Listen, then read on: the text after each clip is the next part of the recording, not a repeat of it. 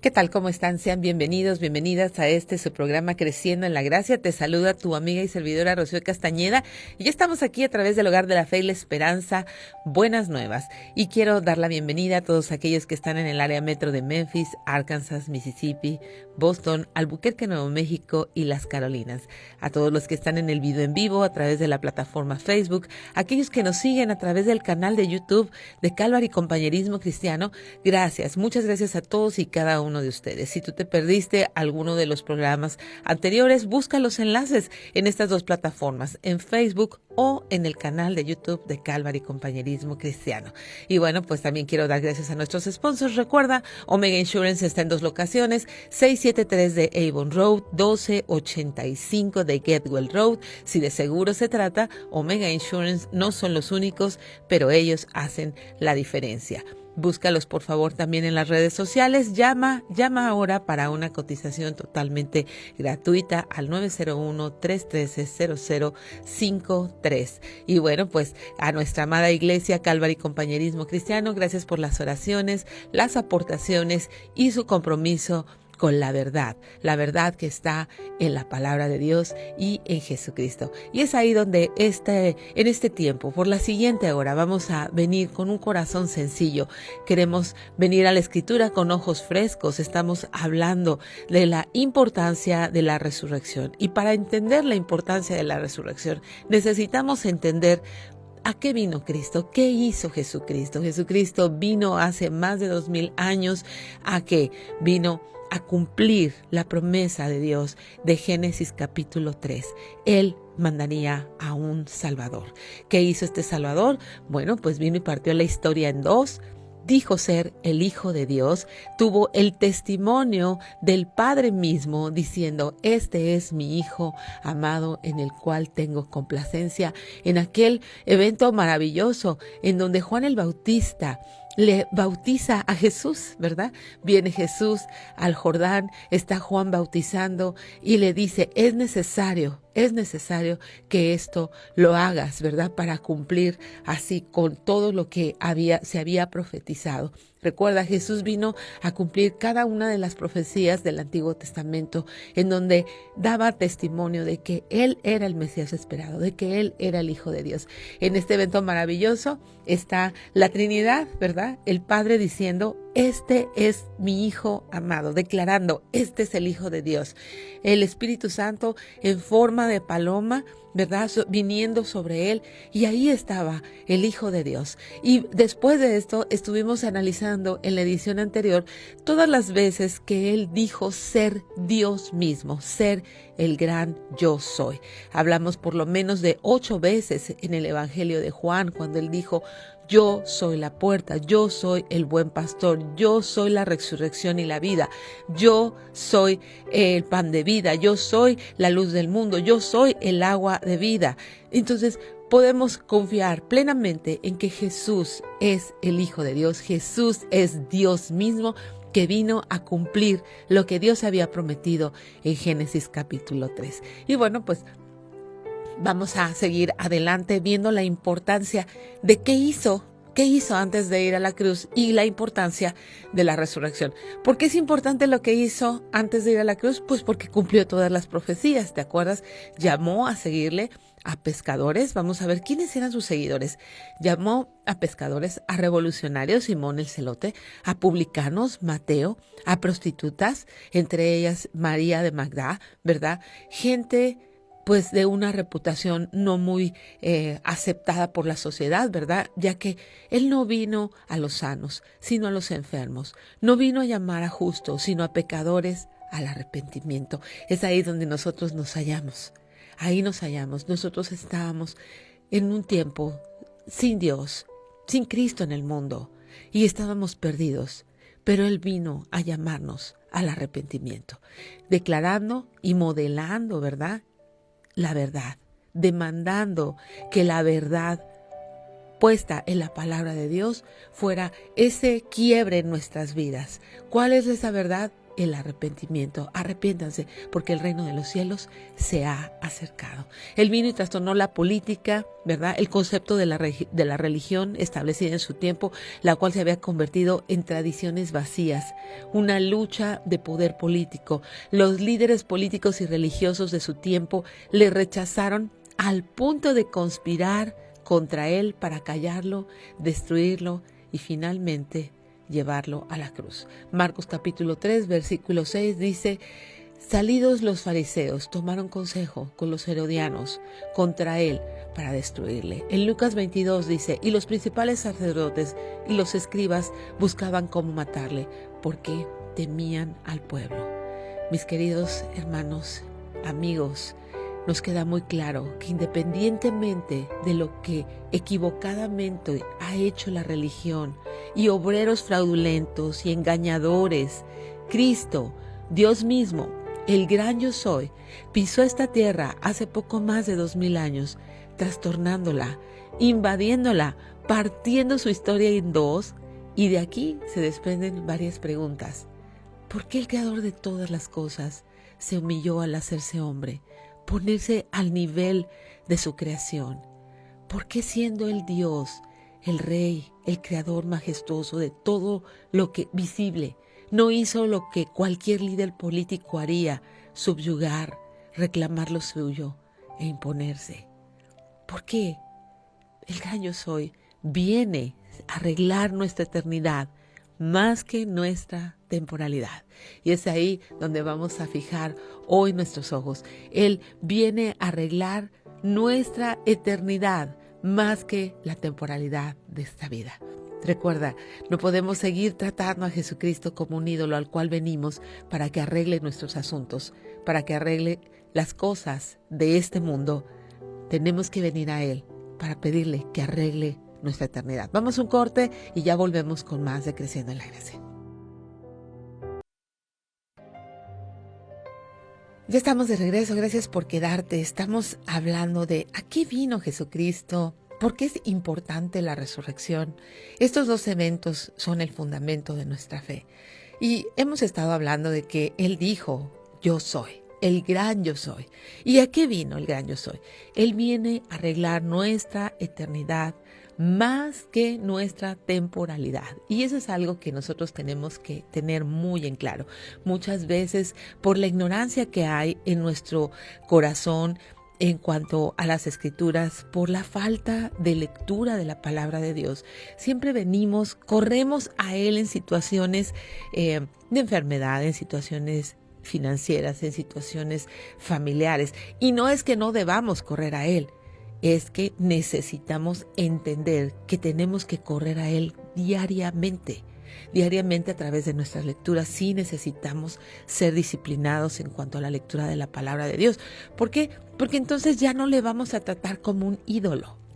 ¿Cómo es como un ídolo? Bueno, pues un ídolo es aquel al que tú vas para que resuelva algo que está sucediendo en tu vida, algo que está sucediendo, una crisis temporal.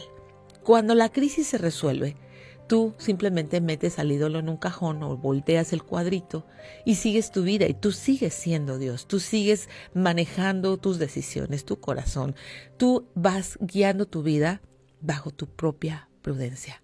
Eres sabio en tu propia opinión. El libro de Proverbios nos llama a no ser sabios en nuestra propia opinión, a temer al Señor. ¿Qué quiere decir esto? A tomar en cuenta a Dios en cada situación de tu vida, sea una situación de gozo, sea una situación difícil, sea una situación cotidiana. Dios nos llama a que Él esté al lado de nosotros en nuestro andar diario. Eso significa caminar con Cristo. De otra manera, cuando estamos en situaciones complejas, venimos a Él solamente a que resuelva nuestra situación temporal. Pero no queremos que resuelva la situación más importante, que es nuestra situación eterna. ¿Cómo Jesús puede resolver esa situación eterna? Porque Él vino precisamente a darnos vida eterna. Yo he venido para que tengan vida y vida en abundancia. Y nos hace una referencia en ese capítulo de Juan en donde dice que Él vino a darnos vida en abundancia porque hay un ladrón que viene a robar y a matar y a destruir. Pero Él ha venido a darnos vida y vida en abundancia.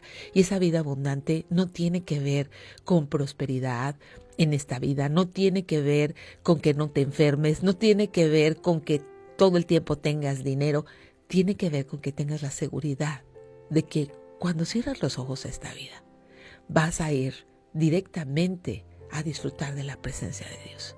Entonces, habiendo resuelto la situación más importante, que es elegir al abogado. ¿Por qué el abogado? Porque somos culpables, recuerda, por cuanto todos pecaron, están destituidos de la gloria de Dios. Todos hemos pecado, todos, absolutamente todos. Si alguien no hubiera pecado, por demás hubiera venido Cristo. Y precisamente por eso vino Cristo. Vino a resolver el pecado, el problema más grande que el hombre tiene, que es nuestro pecado, ¿verdad? Él vino a arreglar nuestra eternidad. Ahora, imagínate la fama que Cristo alcanzó en ese tiempo de su ministerio. Recuerda, viene el año de iniciación de su ministerio, aproximadamente 3 años. En el año de iniciación es cuando Él comienza a manifestarse a este mundo, comienza a hacer algunos milagros. Para el segundo año es el año de popularidad. Ahí la multitud le sigue. Ahí está, a donde quiera que Él va. Fíjate, Él está de un lado del lago y la gente comienza a caminar para ir del otro lado, y cuando Él llega del otro lado ya lo están esperando. Entonces, mucha popularidad, mucha fama. Varias veces toda esta multitud intentaron proclamarlo rey. Jesucristo pudo haberse proclamado rey y lo hubieran seguido.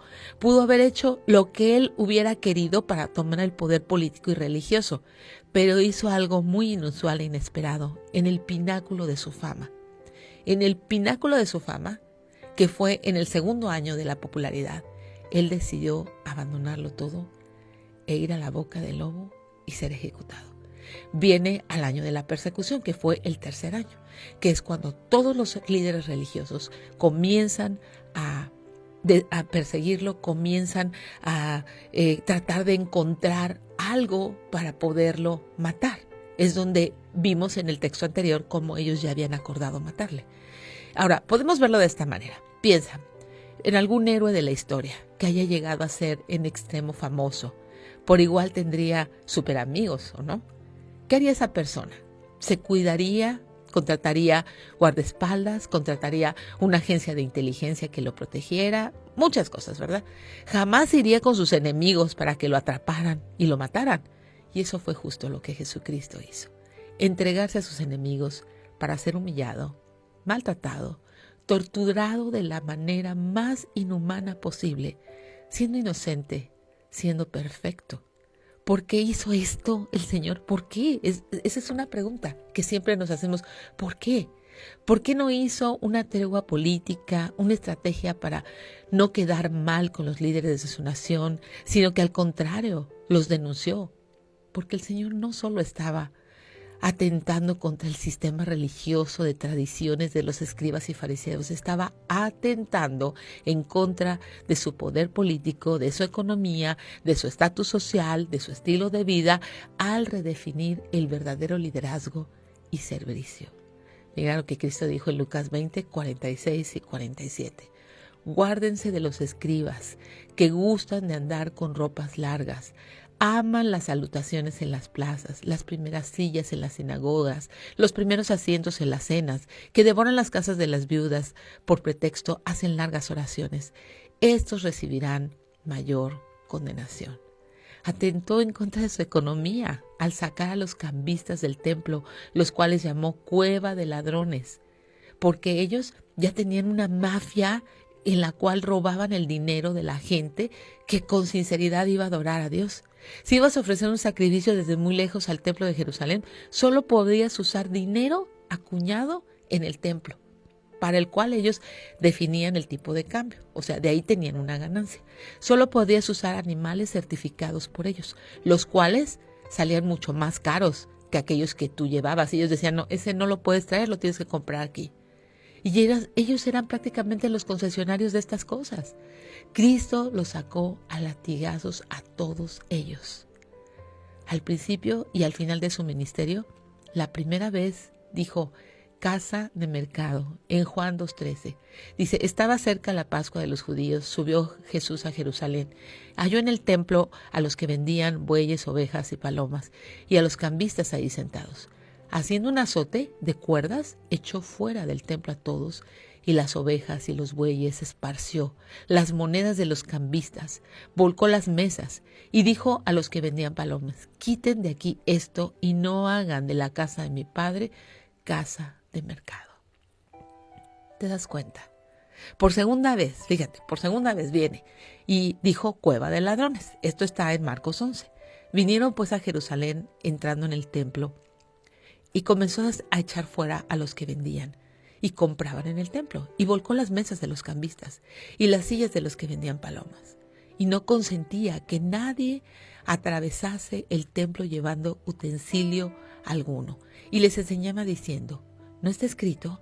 Mi casa será llamada casa de oración para todas las naciones, mas ustedes la han hecho cueva de ladrones. Y lo oyeron los escribas y los principales sacerdotes y buscaban cómo matarle, porque le tenían miedo por cuanto todo el pueblo estaba admirado de su doctrina. Tú sabes que toda situación de este tipo tiene que ver con poder, con dinero, la raíz de todos los males, el amor al dinero, ¿verdad? De manera que él mismo se entregó a sus enemigos, dice la palabra en Juan 17 y 18. Por eso me ama el Padre, porque yo pongo mi vida para volverla a tomar. Nadie me la quita, sino que yo de mí mismo la pongo. Tengo el poder para ponerla, tengo el poder para volverla a tomar. Este mandamiento recibí de mi Padre. Entonces, Jesús entregó su vida. Tenemos que quitar esa fábula de películas en donde los malvados fariseos, los malvados judíos lo mataron a Jesús. Sí, efectivamente. Y ya vimos la causa de por qué lo mataron, pero Él fue y se entregó. Jesús pudo haber hecho, como ya lo dijimos, una estrategia política, un acuerdo, pudo simplemente aniquilarlos, tomar el poder, pero sin embargo, viene para cumplir todo lo que se había profetizado acerca de él. Viene para entregarse a sus enemigos a fin de dar fin a la paga del pecado, que es la muerte. Viene para entregar su vida. Viene porque él sabía que su cuerpo iba a ser partido. Isaías 53 lo relata perfectamente bien cómo iba a quedar totalmente desfigurado el varón de dolores. Su rostro estaba irreconocible. Su espalda, por lo consiguiente, a causa de los latigazos, quedó totalmente como carne molida. Los autores y pintores, obviamente, ¿verdad?, tienen que ponerle cierta ropa interior, pero él murió totalmente desnudo. ¿Por qué esta manera de actuar tan contraria a lo que el mundo haría? Porque Dios tuvo que humillarse y hacerse hombre. Vamos a ir a un corte y ya volvemos con la respuesta a estas preguntas. Ya estamos de regreso. Gracias por quedarte. Estamos hablando del gran yo soy. ¿Por qué tuvo que venir el gran yo soy? ¿Por qué tuvo que humillarse? ¿Por qué hacerse hombre? ¿Por qué? ¿Por qué? Bueno, pues este problema es un problema muy viejo, ¿verdad? Y está registrado en Génesis 3, donde el hombre decide darle la espalda a Dios, creer la mentira en lugar de la verdad, creer a Satanás en lugar de la bendita verdad. Y bueno, pues, ¿qué verdad? Lo que Dios le había dicho a Eva. Dios le dijo a Adán y a Eva, de este árbol no tomarás porque ciertamente morirás. Ellos abandonaron la verdad. Abandonaron la bendición, el gozo, la paz, la justicia por una ilusión mentirosa. Al pecar el hombre muere espiritualmente, tiene que ser echado del paraíso, pierde la comunión con Dios y desde entonces Dios comienza a trabajar para traer al hombre de regreso. Desde entonces inicia su persecución al hombre, quien su principal objetivo es huir lo más lejos de Dios posible. Eso es lo que hacemos. Huimos de Dios lo más lejos posible.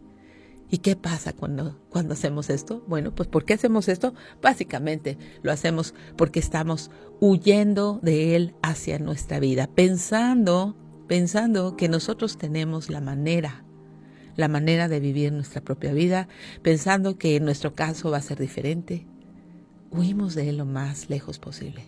Pero la Biblia nos dice que la paga del pecado es la muerte. Y lo que vemos desde que el hombre pecó es así, ¿verdad? Así, Dios no lo creó para eso. Dios lo creó todo perfecto, todo bueno en gran manera. Pero el pecado llegó y la muerte trajo la destrucción, la desesperanza, la injusticia, la maldad en toda su expresión. Y es lo que podemos ver en cualquier extracto social, en cualquier país, sea tercermundista, primermundista, en los círculos de personas educadas, en círculos de gente maleducada, en todos lados. Lo que vemos no es un ser humano justo y bueno, todo lo contrario. Vemos un ser humano que tiende a la maldad, a la depravación, sobre todo a ignorar a Dios, su Creador. Y hoy por hoy le damos la espalda y pretendemos hacer nuestro propio Edén, entre comillas, pero sin Dios. Y lo que vemos en los evangelios no es sino la agenda de Dios, persiguiendo al hombre, viniendo a buscar y a salvar lo que se había perdido. El hombre, los hijos de Adán, ¿verdad? Muy distinta a la agenda del hombre, quien solo ve por lo suyo. El hombre ve por lo suyo propio, mientras que Dios viene a invadir este sistema, su Edén, entre comillas, este supuesto Edén, este falso Edén que el hombre se fabrica a sí mismo. Desde Adán, Eva, quienes decidieron dar la espalda a Dios, cuando se registró el primer homicidio en la historia humana, Caín matando a Abel, su hermano, por envidia, el cual en lugar de arrepentirse se llena de orgullo, se aleja lo más posible de Dios y construye su propio Edén. Vamos a ver, Génesis 4:16 dice, así Caín se alejó de la presencia del Señor y se fue a vivir a la región llamada Nod, al este del Edén. Caín se unió a su mujer, la cual concibió y dio a luz a Enoc. Caín había estado construyendo una ciudad a la que le puso el nombre de su hijo Enoc. Y tú dirás, bueno, pues Caín fue libre finalmente, se fue tras sus sueños. Pero lee la historia. Los sueños y la libertad de Caín no terminaron muy bien. No mucho tiempo después de alejarse de Dios, el pensamiento de todo el mundo, ahí en ese Edén, el hombre, ¿verdad? Sin un Dios que lo moleste, era de lo continuo solamente el mal. Y así terminó el Edén de la imaginación de Caín. En Génesis 6 dice, al ver el Señor que la maldad del ser humano en la tierra era muy grande y que todos sus pensamientos tendían siempre hacia el mal, se arrepintió de haber hecho al ser humano en la tierra y le dolió en el corazón. Entonces dijo, voy a borrar de la tierra al ser humano que he creado y haré lo mismo con los animales, los reptiles, las aves del cielo. Me arrepiento de haberlos creado. Pero Noé contaba con el favor del Señor. Le dijo a Noé, he decidido acabar con la gente, pues a causa de ella la tierra está llena de violencia, así que voy a destruir a la gente junto con la tierra. El paraíso de Caín, lejos de Dios, termina en una anarquía, todos abusando de todos, la ley del más fuerte, las mafias, los homicidios, la perversión, la injusticia, la esclavitud, al punto que Dios tuvo que intervenir con un diluvio universal, teniendo que darle fin a esa generación, la cual, si no hubiese sido por su gracia, ahí hubiera terminado la historia humana, la cual, de cualquier manera, si Dios no hubiera intervenido, se hubiera autodestruido. Mi querido hermana, amiga, cualquier parecido con la vida real, créeme que no es pura y mera coincidencia, pero el hombre y su pecado fue el causante de todo ese dolor, no fue Dios. Y hoy por hoy Dios está sentado en el banco de los acusados. Y dice que Dios le dolió en su corazón. No era la voluntad de Dios, porque Dios sabe cuál es el destino de la persona que le da la espalda. Y hoy en día no es diferente. Es aún peor. Mira las noticias. Aquí, en este país, cómo está cayendo a causa de la inmoralidad.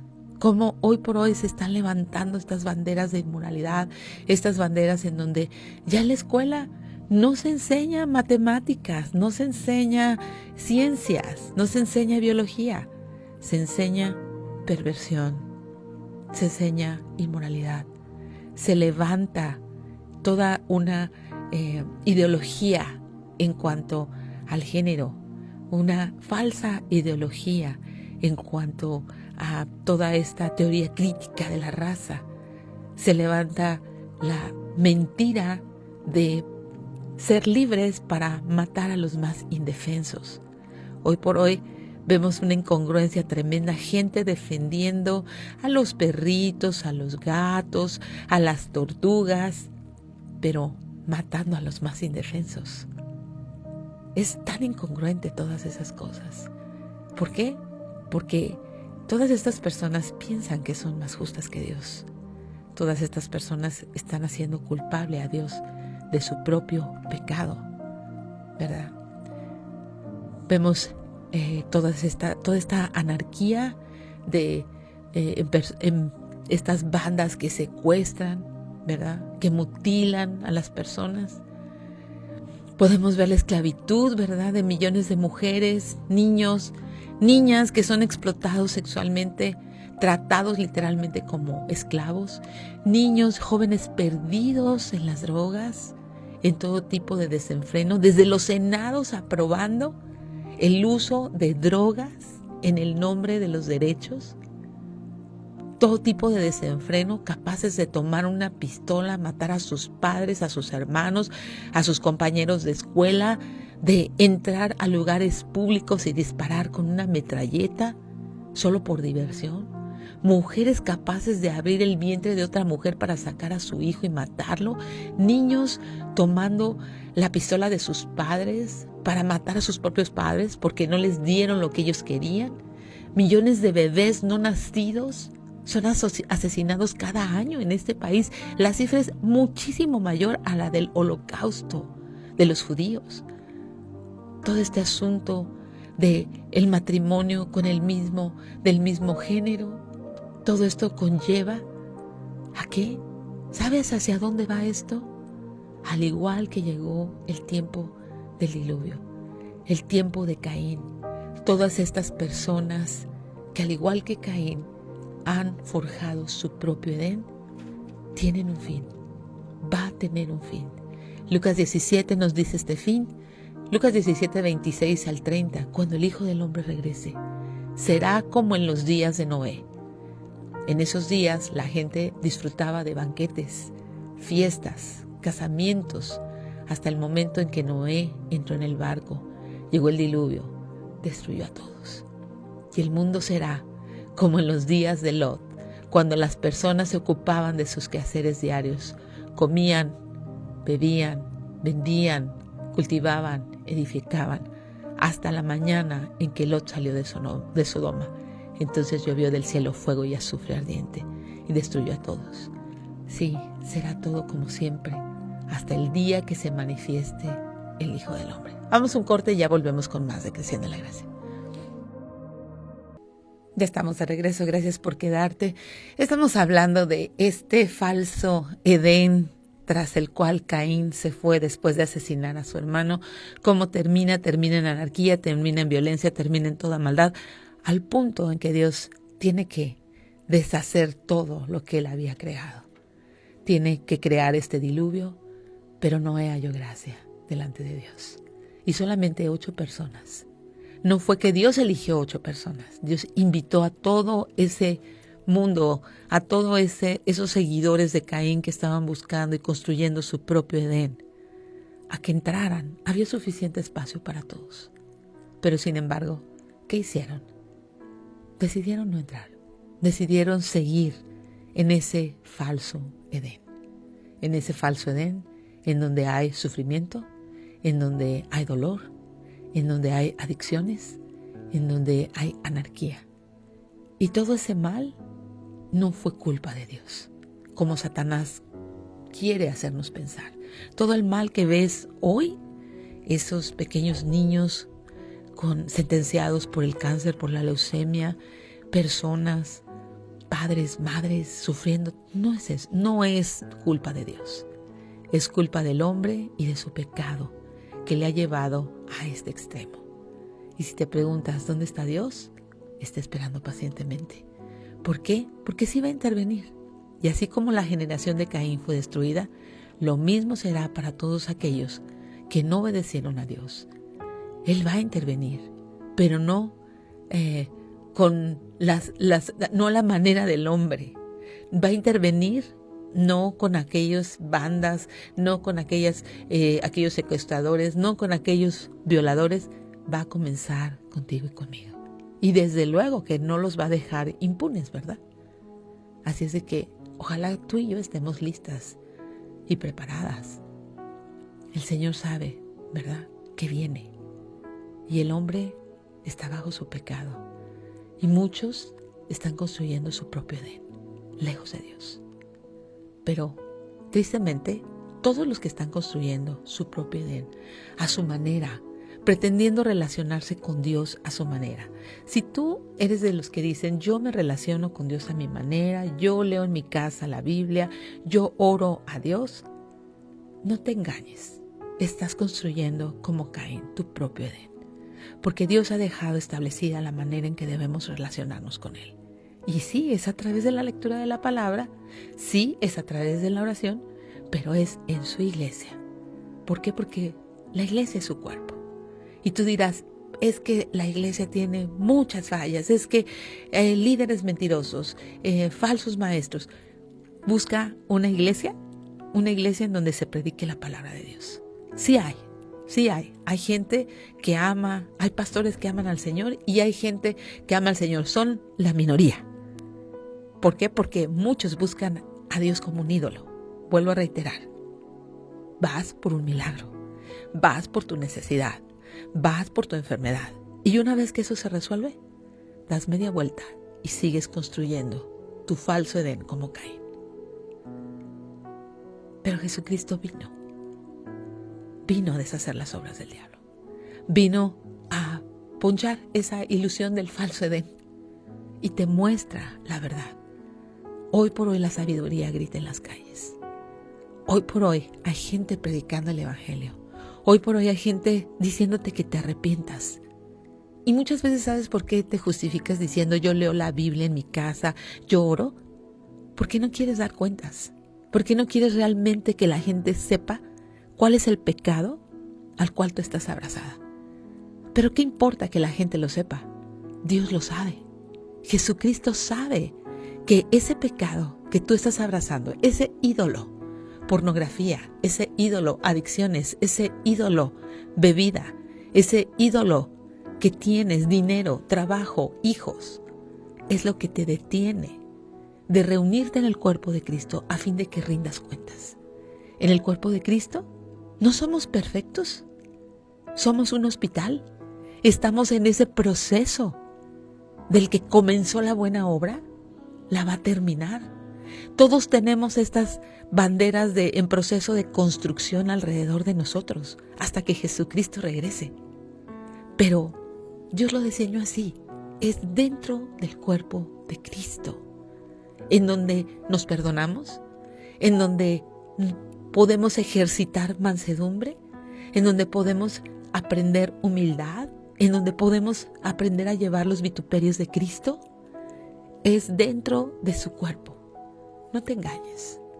No seas como Caín, que vas y construyes tu propio Edén a fin de que tú te das cuentas a ti mismo.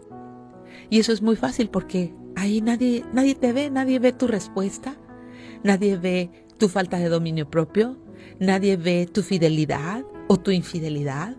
Tú mismo eres el juez y eres la parte. ¿Te das cuenta cómo no puedes ser fuera del cuerpo de Cristo? Tienen que ser las tres cosas completas. Tu relación con Dios a través de la palabra, tu relación con Dios a través de la oración y tu relación con el cuerpo de Cristo, porque es ahí donde nos damos cuentas. Solamente este programa es una herramienta, pero no sustituye tu iglesia local. Nunca, nunca, nunca sustituirá tu iglesia local. Jamás.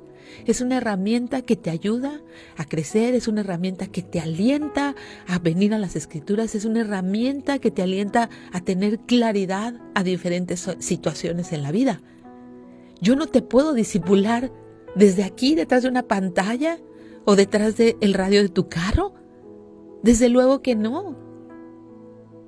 Esta es una herramienta de ayuda a tu iglesia, pero no es la parte del discipulado. Tú tienes que estar en el discipulado uno a uno con otra persona a la cual le rindas cuentas, la cual te esté mirando dentro del servicio de tu iglesia, lo que estás haciendo, si eres comprometido, si no eres comprometido, si eres fiel, si no eres fiel, si vienes los domingos, si llegas tarde, si para ti la alabanza solamente son como los cortos del cine. Todas esas cosas suceden dentro del cuerpo de Cristo. ¿Te das cuenta? El engaño en el cual el diablo siempre está metiéndote ideas en contra del diseño de Dios en cuanto a su iglesia, en cuanto a lo que vino a ser Jesucristo. Jesucristo es el culpable. Los pastores son culpables. Los líderes son culpables. Todos menos tú. Necesitamos, mis queridos amigos y hermanos, quitar esas mentiras de nuestro corazón. Saber que estamos bajo pecado, pero que Jesucristo vino a hacernos libres del dominio del pecado. A eso vino Jesucristo, a deshacer las obras del diablo. Y es por eso que con humildad, con rendición del corazón, necesitas hacer todas esas mentiras y esas excusas a un lado para poderte relacionar con Él de la manera que Él dejó establecido. Que tú puedas probar y comprobar el poder de la resurrección en tu propia vida. El poder que resucitó a Jesucristo de los muertos, que pueda morar en ti y habitar en ti. Ese es un poder muy grande. Un poder para vivir lejos de la esclavitud a la pornografía, lejos de la esclavitud a las drogas, lejos de la esclavitud a la ira, a la amargura, a la falta de perdón, a cualquier excusa por la cual tú digas no tener una relación con Cristo y con su iglesia. O lo que es peor, con su palabra, porque tú no estás de acuerdo con lo que la palabra de Dios dice. Es hora de quitar todas esas mentiras y que el Espíritu del Señor en esta hora te haga libre. Señor, gracias te damos por tu palabra. Yo pido que cualquier persona que esté oyendo en este momento, Señor, pueda rendirse, Señor, pueda caer de rodillas delante de ti, que tú traigas verdad a su corazón, plenitud de gozo y que le concedas un nuevo nacimiento, un cambio de dirección en su vida, que pueda cederte el trono de su corazón y de sus decisiones, Señor, su voluntad, Señor, su mente, que esté dispuesto a renovar su entendimiento y que esté dispuesto a caminar en sentido contrario. Escucha estos corazones sedientos de ti y oramos en el nombre de Jesús. Amén. Recuerda, nosotros somos Calvary Compañerismo Cristiano, estamos en el 8587 de Memphis Arlington Road en Bartlett, Tennessee. Domingos, 1 en punto de la tarde, miércoles, grupo de jóvenes, 6:30 de la tarde, viernes, las noches de discipulado, 7:30 en punto. Ahí te esperamos, 8587 de Memphis Arlington Road. Que Dios te bendiga. Yo te dejo en la gratísima compañía de Buenas Nuevas, el hogar de la fe y la esperanza.